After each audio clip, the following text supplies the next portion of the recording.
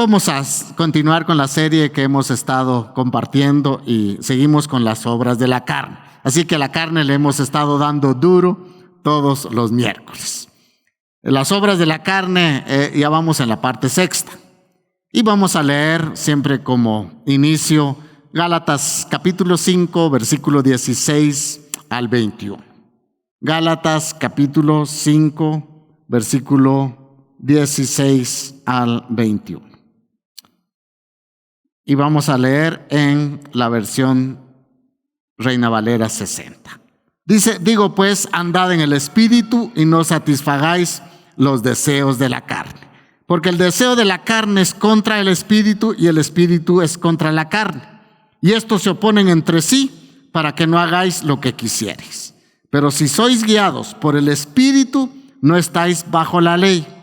Y manifiestas son las obras de la carne, que son adulterio, fornicación, inmundicia, lascivia, idolatría, hechicerías, enemistades, pleitos, celos, iras, contiendas, disensiones, herejías, envidias, homicidios, borracheras y orgías, y cosas semejantes a esta, acerca de las cuales os amonesto, como os lo he dicho antes, que los que practican tales cosas no heredarán el reino de Dios.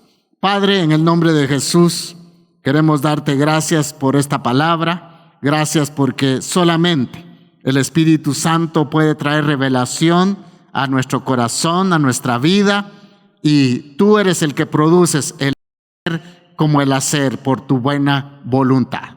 Hoy queremos, Señor, seguir platicando, Señor, de estas obras que muchas veces nos alejan de ti.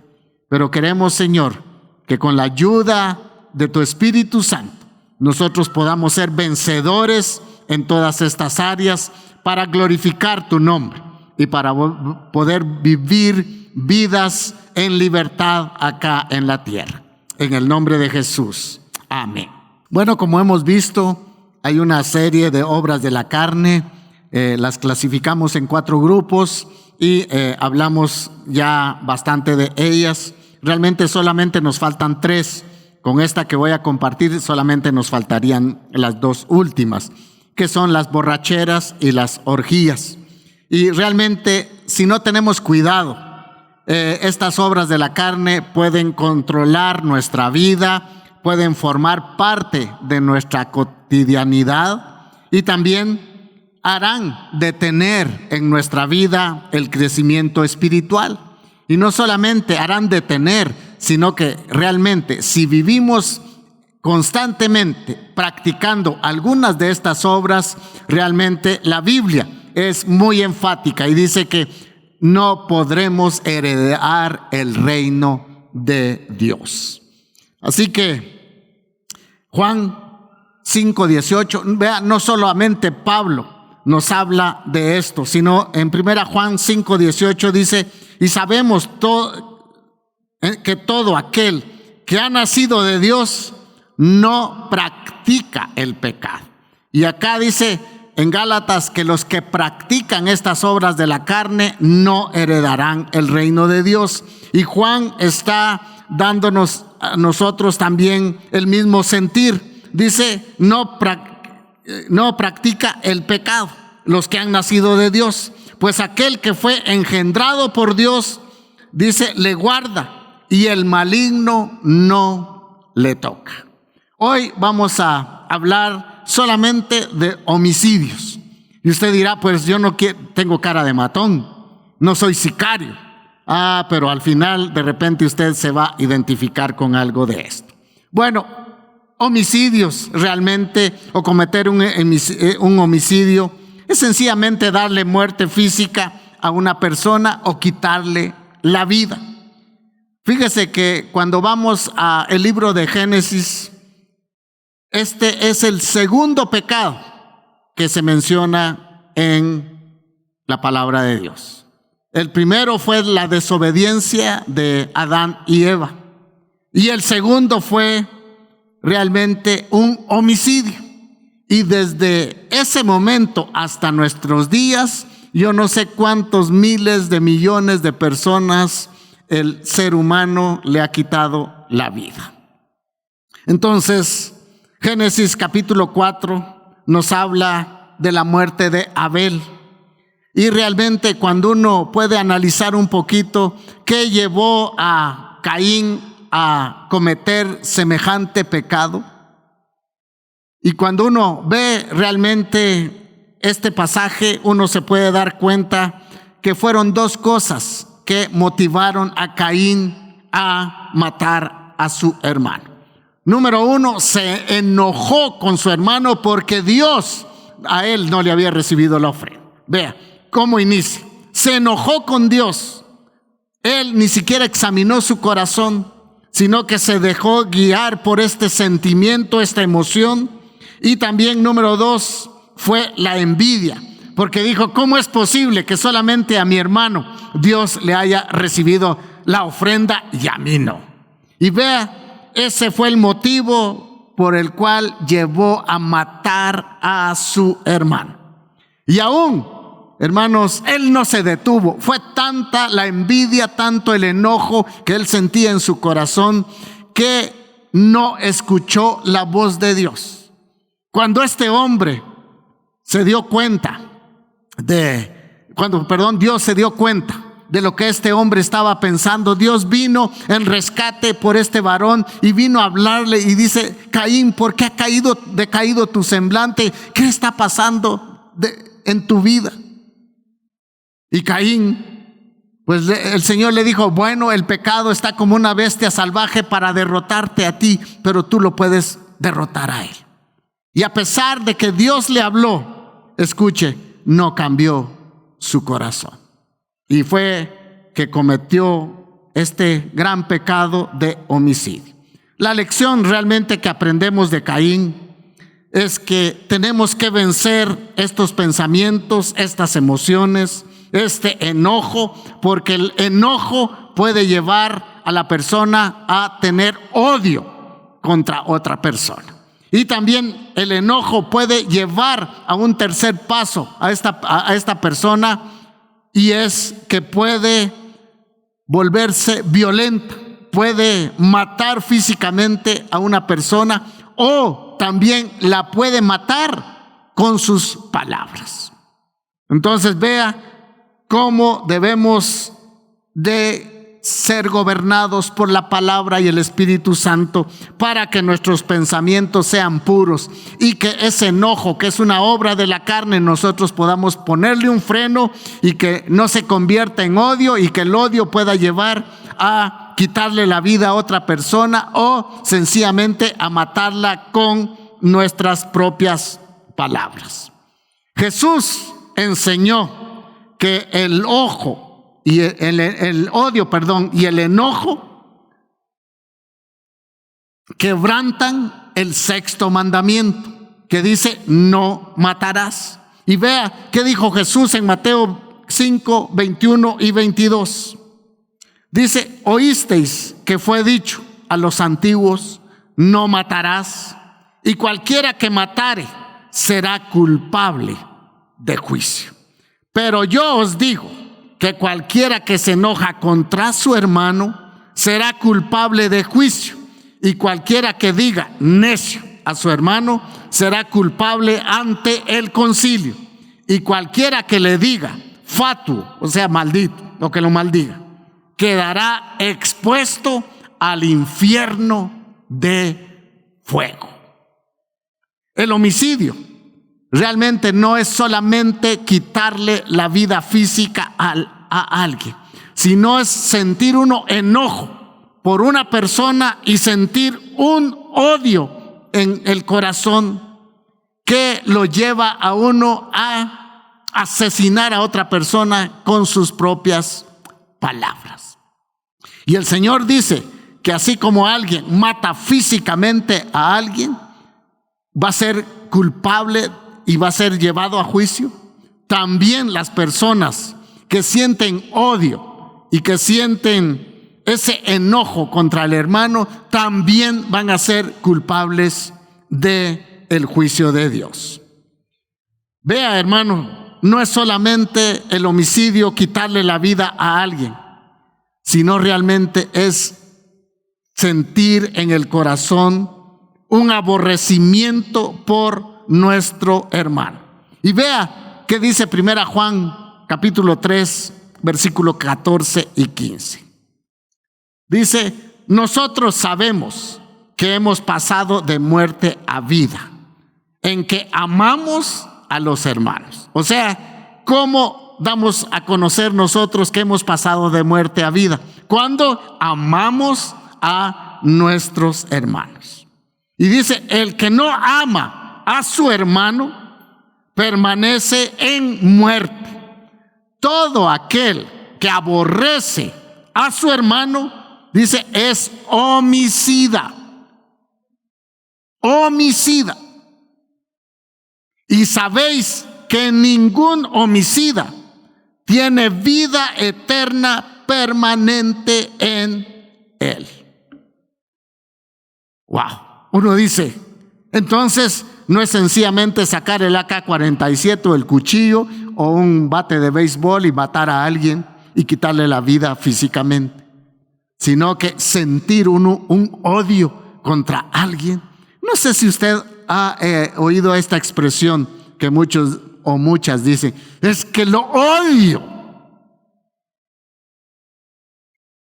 ¿Ya asesinó? Es que si yo no fuera cristiano le sacara los dientes. ¿Ya lo asesinó? ¿Usted es culpable como que si hubiera quitado la vida a alguien? Si nosotros sentimos ese odio en el corazón. Entonces no es solamente quitarle la vida a alguien, es aborrecer. Y escuche, cuando hay ese espíritu en uno, incontrolable, porque realmente cuando uno siente odio y enojo contra otra persona, realmente no lejos está el Espíritu Santo de uno. Y vea el principio que estamos siguiendo. Juan 8:44. Dice que Satanás es homicida desde el principio. Bueno. Entonces, si seguimos ese principio de enojarnos y sentir odio contra alguien, pero usted me puede decir, pero no sabe, hermano, todo el daño que a mí me hizo. Hemos ministrado a veces a algunas señoritas y el novio las dejó embarazada y se olvidó de ella. Y le dijo: ya no te conozco, es que lo odio, si yo lo tuviera enfrente lo quisiera matar. Y eso va creciendo en el corazón. Y a veces ha sucedido que se llega a quitarle la vida a alguien. Pero eso lo vemos como muy grande, el pecado de matar a alguien. Pero matarlo con las intenciones del corazón, a veces no le prestamos la debida atención. Fíjese que ese espíritu de homicidio anda por todo el mundo. Y algo que el Señor me enseñó y realmente no lo había visto así, que uno participa de homicidios cuando se complace o cuando uno se divierte con la muerte de otros. Vea Romanos capítulo 1. Vamos a leer. Dice la lista de los pecados que practica el mundo. Dice versículo 28. Y como ellos no aprobaron tener en cuenta a Dios, Dios los entregó a una mente reprobada para hacer cosas que no convienen, estando atestados de, escuche toda la lista, de injusticia, fornicación, perversidad, avaricia, maldad, llenos de envidia, homicidios, contiendas. Escuche, homicidios, dice, contiendas, engaños y malignidades, murmuradores, detractores, aborrecedores de Dios, injuriosos, soberbios, altivos, inventores de males, desobedientes a los padres, necios, desleales, sin afecto natural, implacables, sin misericordia. Pero vea y póngale atención al versículo 32. Dice: quienes habiendo entendido el juicio de Dios, que los que practican tales cosas son dignos de muerte. No solamente las hacen, sino también se complacen con los que las practican. Entonces vea, tenga cuidado con ese espíritu de homicidio que anda rondando en todo el mundo. En Roma estaba el famoso Coliseo.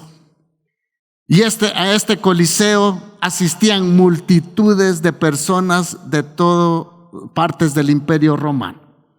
Y venían simplemente a entretenerse y a divertirse. ¿Con qué? Con hombres que se mataban unos a otros. Y esa era la diversión. Cuando caía alguien muerto, todos aplaudían, el emperador se levantaba, se abrazaban y hacían un montón de fiesta cuando los seres humanos estaban desangrando ahí.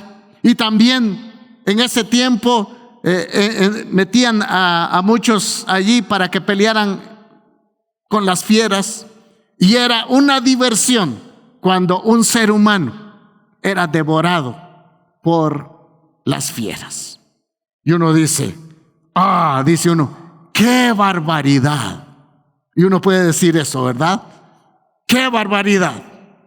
Pero escuche, esto no ha cambiado mucho el día de hoy. Hoy en día, millones de personas se entretienen y se divierten viendo películas de acción. ¿Dónde está ese espíritu de muerte? Y cuando al villano lo matan, hasta aplaudimos, ¿verdad? Fíjese que esas series, películas, son las más taquilleras. Y ahí se están alimentando muchos cristianos. Entonces, ¿qué están haciendo?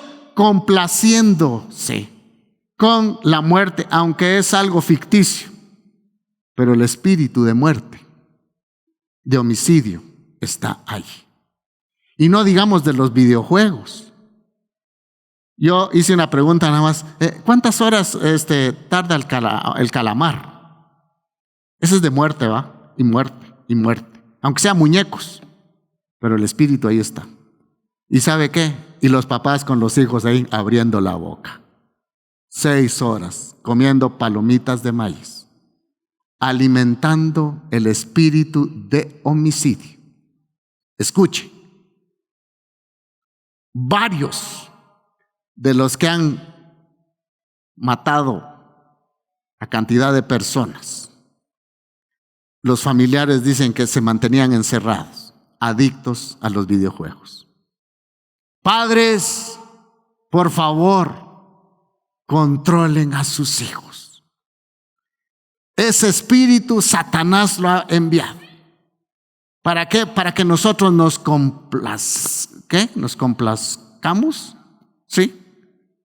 Con decir, ¡ala, qué bonita esa serie usted! Cuando no le dedicamos 1 hora a la Biblia, a la oración, pero sí la dedicamos para esa diversión. Yo dije, Señor, cuando estaba estudiando esto, perdóname, porque en algunas ocasiones yo he visto series así. Yo me acuerdo en mis tiempos las series de Bruce Lee. Los de mi época se recuerdan, ¿va? Que había muerte. Y uno ahí, qué bárbaro, qué bueno para pelear.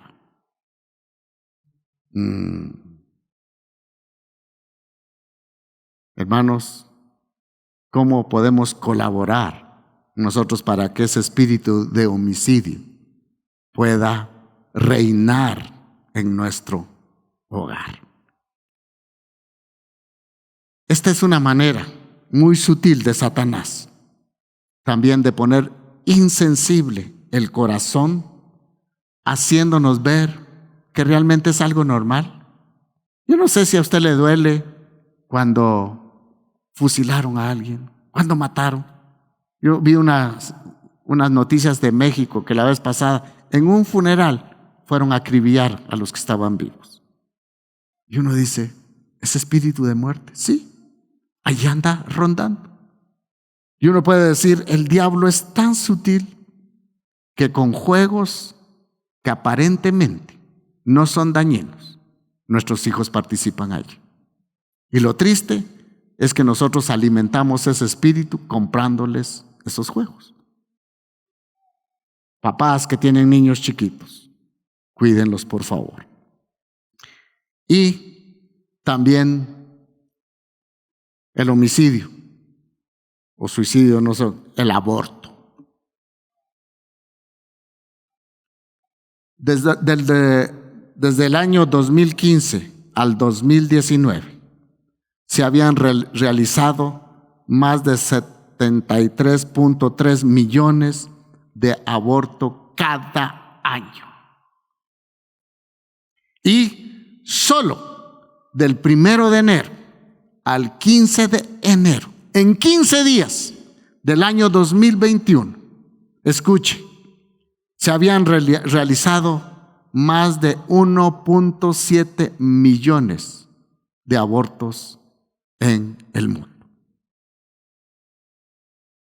Y realmente uno se ha dado cuenta que los cristianos también a veces han participado en esto. Fíjese que la misión de estas organizaciones abortistas, escuche, es garantizar que todas las mujeres tengan acceso a los recursos que necesitan para tomar decisiones sobre sus cuerpos, sobre su vida y sobre su futuro. Y la criatura se queda totalmente a un lado. Y hay organizaciones que manejan millones para promover clínicas del aborto en todo el mundo. Tristemente, se ha vuelto tan común y se ha legalizado en muchos países. Pero realmente el aborto no es otra cosa, sino quitarle la vida a un ser humano antes que nazca. Para estas personas, una persona inicia su vida cuando nace. Pero antes de eso, pueden hacer lo que ellos quieran, o especialmente las mujeres, para cuidar su cuerpo, para cuidar su vida y tener un futuro sin un estorbo.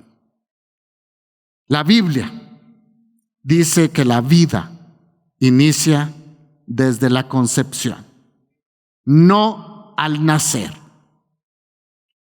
Vea Isaías 44:2 en la traducción del lenguaje actual.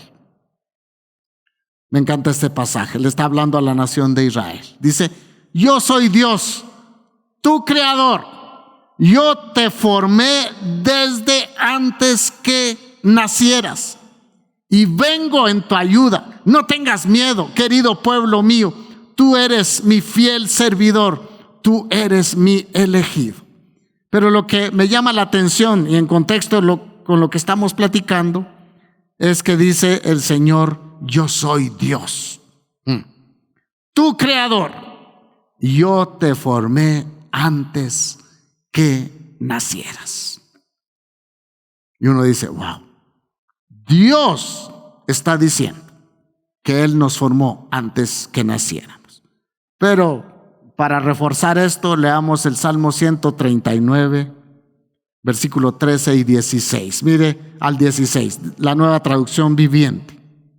Dice, porque tú creaste las delicadas partes internas de mi cuerpo. Tú creaste las partes internas de mi cuerpo y me entretejiste en el vientre de mi madre. Gracias por hacerme tan maravillosamente complejo. Tu fino trabajo es maravilloso, lo sé muy bien. Tú me observabas mientras iba cobrando forma en secreto, mientras se entretejían mis partes en la oscuridad de la matriz. Me viste antes que naciera. Cada día de mi vida estaba registrado en tu libro. Cada momento fue diseñado antes de que un solo día pasara. Hermanos, Dios es el que nos da la vida. La vida no empieza al nacer. La vida empieza desde la concepción. Y vea el espíritu del enemigo. Yo no sé cuántos millones de niños han sido asesinados y han sido sacados del vientre de su madre. A veces con una pinza le logran sacar solamente una piernita, después un bracito y tal vez de último la cabeza. Y el diablo ha puesto esa insensibilidad en el corazón. Y uno dice, wow. Y uno dice, bueno, ¿y si el niño estaría enfermo, entonces hay que abortar?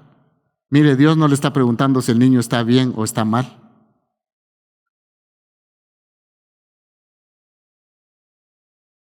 El niño es el bebé, el embrión, hay que respetarlo, porque es una obra de arte de Dios. Desde ese momento, usted se imagina, el salmista dice que allí en el vientre de nuestra madre fue formada cada parte delicada de nuestro cuerpo. Y dice, esta versión es tan complejo. Yo creo que no hay algo más complejo que el cuerpo humano. Difícil de entender. Y eso solamente es obra de nuestro Creador, de nuestro Padre Celestial, que nos ha dado la vida. Por eso, hermanos, es que la Biblia, comprendiendo esto, leyendo esto, es que la Biblia dice que nuestros hijos son herencia de Dios. Y dice, cosa de estima el fruto del vientre. Porque a ese fruto en el vientre Dios le dio forma. Por eso tiene usted esa naricita griega, ¿verdad? Por eso usted tiene esos ojos verdes, cafés, morenos. Por eso somos como somos.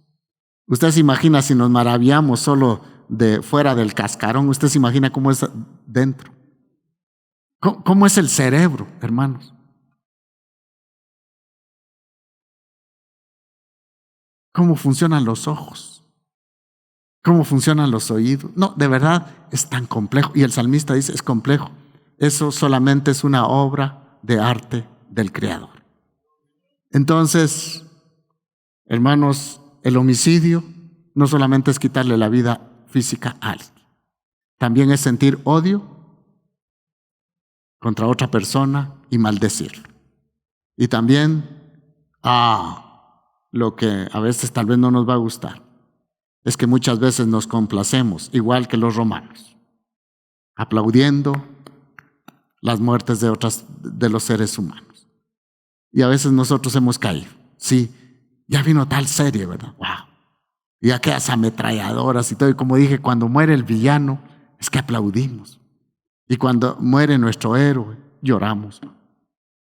Una vez una hermana en la aldea fue a pedir oración al pastor por, creo que un personaje de Rosa de Guadalupe, porque estaba pasando problemas, porque estaba tan metida ahí que ella pensaba que era algo tan real. Y pidiendo oración por un personaje ficticio ahí. Es que el enemigo nos quiere meter a ese molde. Y usted le da risa de esto, ¿verdad? Pero usted ha aplaudido cuando su héroe en la película de ciencia ficción o de acción sale adelante. Y también cuando muere el villano decimos, ¡qué bueno!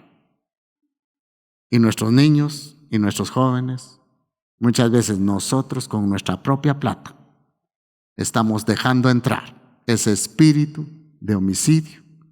Y el resultado es que las últimas matanzas que han habido en Estados Unidos, yo leí un reportaje y decían que estos muchachos se mantenían metidos en sus cuartos, viendo videojuegos. El resultado ahí está. Y el aborto, yo espero que los cristianos no practiquen, pues. Pero otra vez es una voz de alerta. Cuando llegue alguien a pedirle, ¿será que es que me violaron? Dios no está diciendo porque la violaron. Por eso hay que respetar una vida. No, la vida hay que respetarla como Dios la respeta. Yo creo que hay muchos homicidas hoy porque no dicen nada. Entonces. Marcos, quiero terminar con este pasaje. Marcos 7, 21 al 23. Porque de dentro del corazón de los hombres salen los malos pensamientos, los adulterios, las fornicaciones. Y aquí va de colada, ¿qué? Los homicidios, los hurtos, las avaricias, las maldades, el engaño, la lascivia, la envidia, la maledicencia, la soberbia, la insensatez. La palabra dice, sobre toda cosa guardada, guarda tu corazón, porque de él mana la vida. Entonces, ¿qué tenemos que hacer para poder hacerle frente a las obras del enemigo? Guardar nuestro corazón y decirle, Espíritu Santo, aquí está mi corazón para que tú lo llenes, para que yo pueda ser vencedor sobre todas estas obras de la carne. ¿Qué tenemos dentro? Lo que tengo te doy. Si usted tiene de Dios, eso va a dar. Una fuente no puede producir agua dulce y agua amarga. No puede. Así es nuestro corazón. ¿Produce de Dios o produce obras de la carne? Si nuestro corazón no es gobernado por el Espíritu Santo, saldrán maldades. Y no solamente podemos cometer un homicidio físico, sino podemos matar a alguien con nuestros propios pensamientos. Aunque usted no se lo diga, pero si usted dice, es que yo siento odio por Rocío. El Señor le dice, a ti te van a juzgar igual como que si hubieras matado físicamente a alguien. Y uno dice, y dice aquí, serán llevados al infierno. ¿Por qué, hermanos? Tal vez la palabra es un poco contundente. Porque es que la Biblia dice que nosotros pasamos de muerte a vida, de la oscuridad a las tinieblas. Es que tenemos que demostrar que hemos tenido un encuentro con Jesús. Jesús nos cambió. ¿A cuántos Jesús los ha cambiado acá? Jesús nos cambió, nos dio una nueva vida, nos dio su corazón, nos dio su amor, nos dio su misericordia, nos dio su gracia, nos dio su perdón. Entonces, ¿qué tenemos que dar? Es que hay que dar lo que recibimos. Pero si no estamos cultivando esto constantemente, fácilmente podemos transmitir las obras de la carne. Una vez estaba platicando con un hermano y me dijo, ¿qué hago para cambiar mi forma de vivir? Yo le dije, muera. Pero cuesta morir. Pues sí, cuesta morir. Y yo fui tan drástico. Vaya usted unos 3 días de ayuno solamente con Biblia física. Y usted me cuenta cómo va a regresar. Va a regresar diferente.